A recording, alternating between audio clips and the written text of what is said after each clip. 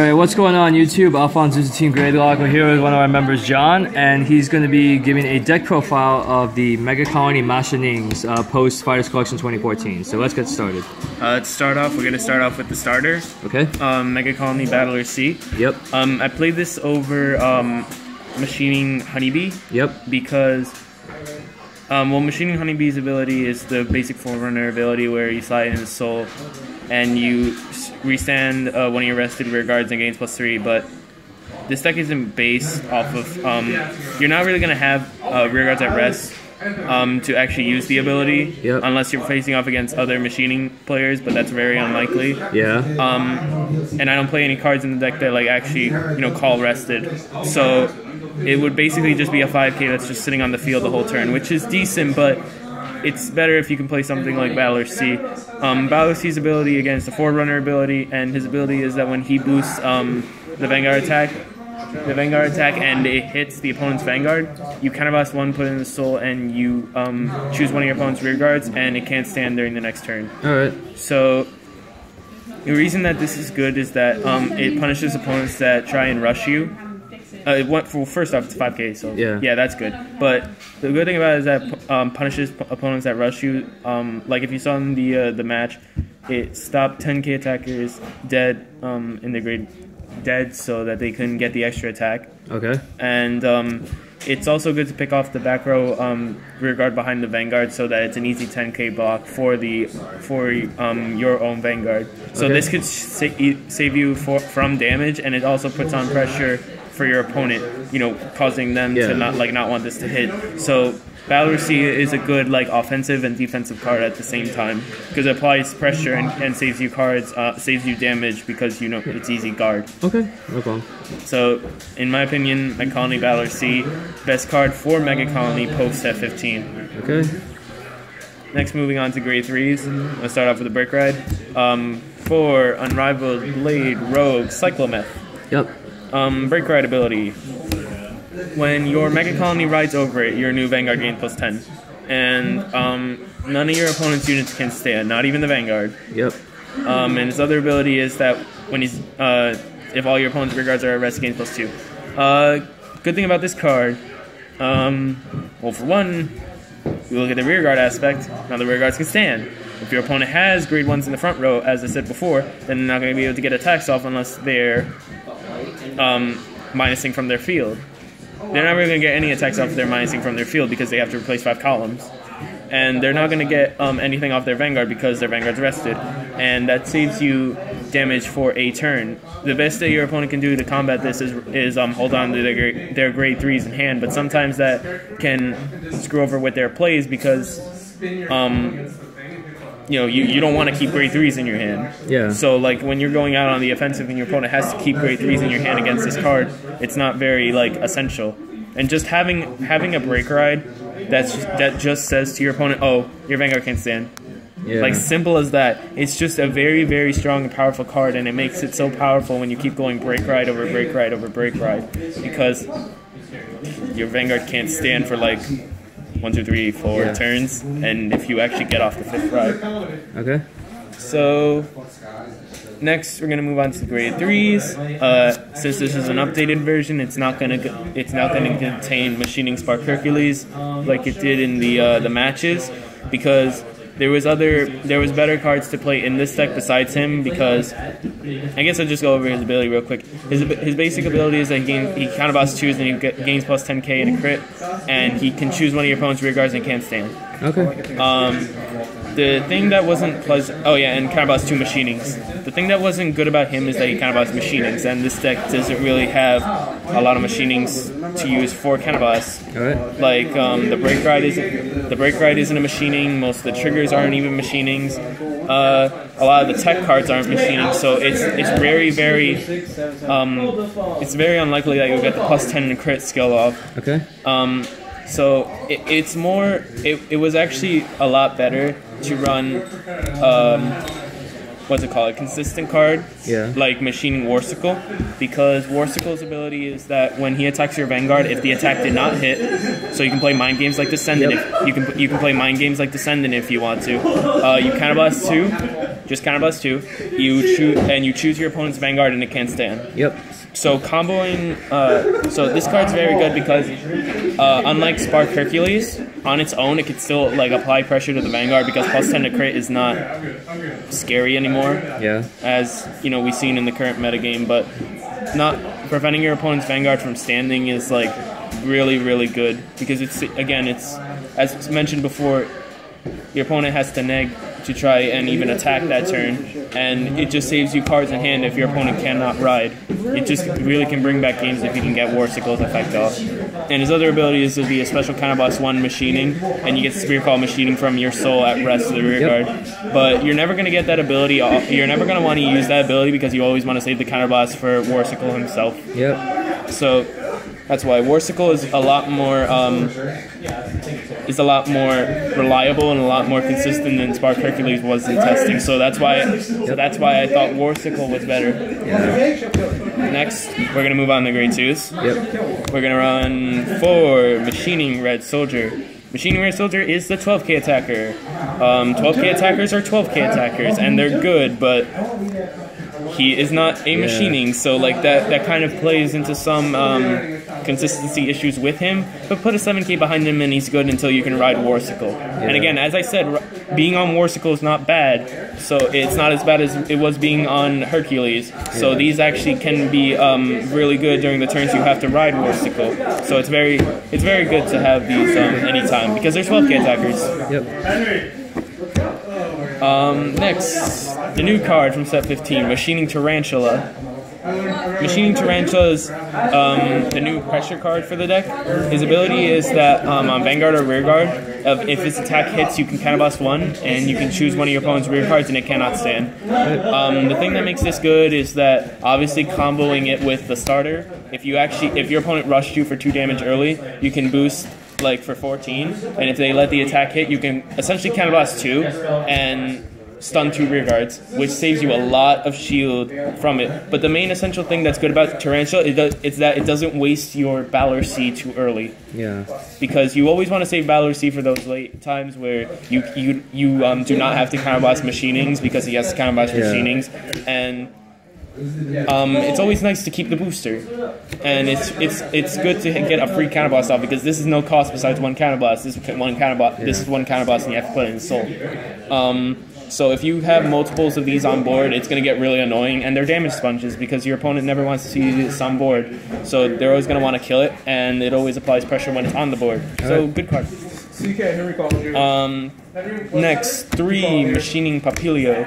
I have very mixed feelings about this card because, for one, it's an 8k, and 8ks are not like that good. And also his ability is only on rear guard, but he has a somewhat amazing ability. His ability is that when he's placed on rear guard, you can choose one of your opponent's rear guards and it cannot stand. For free, basically. Yeah. So the thing that makes it good is that it's just a free it's a free non-stand. So if you get it early, then you can keep, as I said before, the opponent's back row behind the Vanguard at rest, and it it saves you shield, and you don't have to use your Battler C. Yeah. And it doesn't cost counterblast, so counterblast can be fit for the Battler C, for the Tarantula, or for the Warsickle. So this card can, as I said before, save you counterblast while also keeping cards in your hand, while also saving you cards in your hand because your opponent has rear guards that have to stay at rest. Yeah. And that's mainly the point of the deck. But if I had to, I was actually thinking of switching this out for the 10k. We only have one 10k, and I think it's, I don't even know. I think it's a Hero Hercules. Hero Hercules? Yeah. It is gonna, I'll put it up. Yeah. You have enough space to put it up? Yeah, I can put it up. Okay, so the 10k is actually a lot better because, you know, those turns when you just have to guard 10 against a 9 plus 5k Vanguard attack, it saves you a lot of shield, and you don't. The thing that makes this deck good is you have a lot of rear guards that keep you from using this, and it's good to use this late game. So if you have a 10k, it's always nice to 10k block it, and it saves you from those columns when your opponent has the sub clan 12k attacker behind the 7k. It's still an easy 10k guard, but if it was a 9k, you have to make it 15. So the 10k is good, but Machining Papilio or 10k could go into your testing. It's whatever you prefer. Okay. Next, moving on to the grade 1s, we got 3 Perfect Guards, Paralyzed Madonna, and 1 Quintet Wall Machining Ladybug. Okay. I'm kind of conflicted for the Quintet Wall because it kind of rivals with Counterblast for the Machining Warsickle. Oh my god, for the Machining Warsickle. Yep. And it's not really good to have cards that rival with Counterblast for an ability that stuns the Vanguard. Yeah. But it's a Quintet Wall. It could save you from stuff that you can't normally use a Perfect Guard for, like, yeah, I don't know, Die Kaiser. Yeah. Do you need these for Die Kaiser? Yeah. And Perfect Guards are Perfect Guards. You just need them against the big things that swing, like, I don't even know, Drag Ruler after it's gotten its effect off twice. Yep. Sentinels are always good, and you have to run 4, no matter what your variant is. Then you go on to the other grade 1s. This is not a 10k booster. It's a Machining Cox.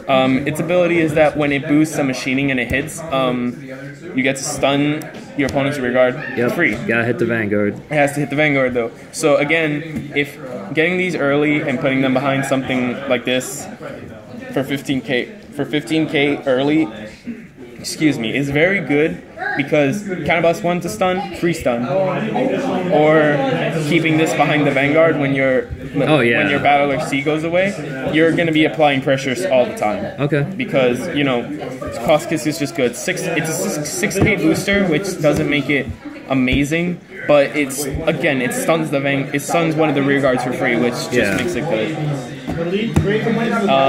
Next, for Machining Locust. Okay. Machining Locust's ability is that when he's called to the rear guard, and all your opponent's rear guards are at rest, you get to discard 1 card from your hand and draw 1 card.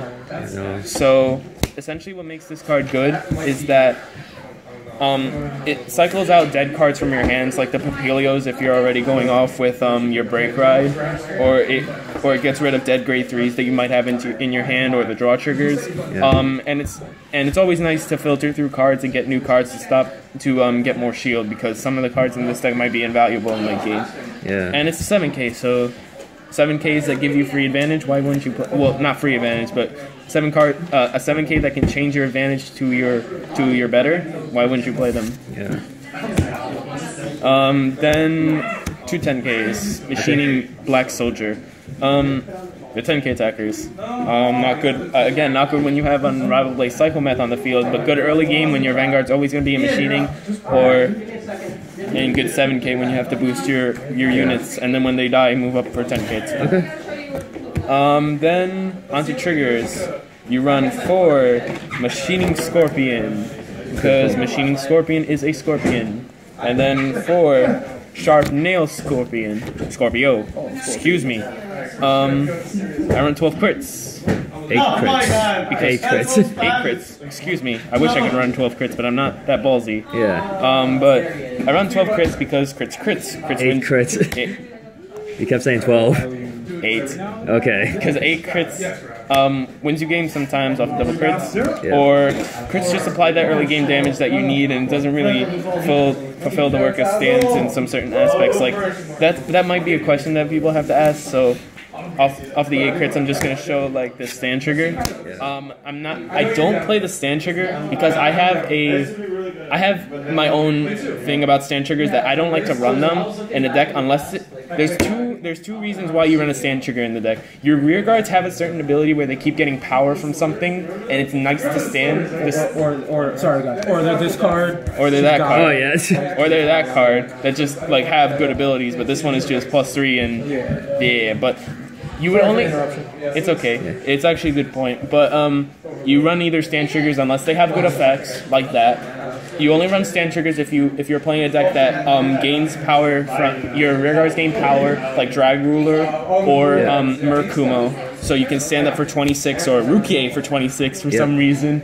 Or you run stand triggers in a deck that gets certain abilities if more units stand. Like Novas get off abilities if your units stand, like the Ashura Samurai build. Like they feed off the stands, but this deck doesn't feed off the stands because you don't have that many pressure cards that could do anything against your opponent. Like, I mean, the best thing that you could stand that could be pressuring is this. Yeah. 14, 5k guard. It's not, or intercept, it's not really that good, so the stands don't really play that much of a part. Besides being machining, they don't really do much, so, and as I said before, machinings aren't necessary in the deck, so you don't need a stand. Then, on to draw triggers for Raider Mantis. The card that saved me. Yeah, in game 3. Don't listen to what some people say, draw triggers come in clutch. But the thing that's good about the draw triggers, like if I was serious, is that they're 5k boosters, so obviously if you put them behind your Vanguard, they make a good 16k row. But besides that, with the drop and drawers, these are the perfect cards to drop for them if you don't have dead grade 3s. Because you don't need to keep the 5ks, because you're either going to be drawing to another 5k or you're going to be drawing into something more useful like a 12k attacker to put in front of it. So the Raider Mantises are always good. They save you from games, and it's a draw trigger. They always like give you good stuff.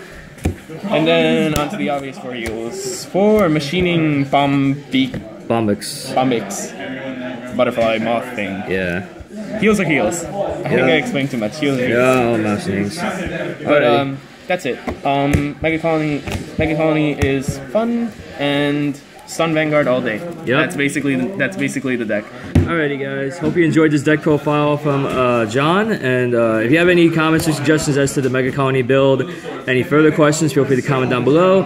And that is it from John and Alphonse Team Gradelock, signing out.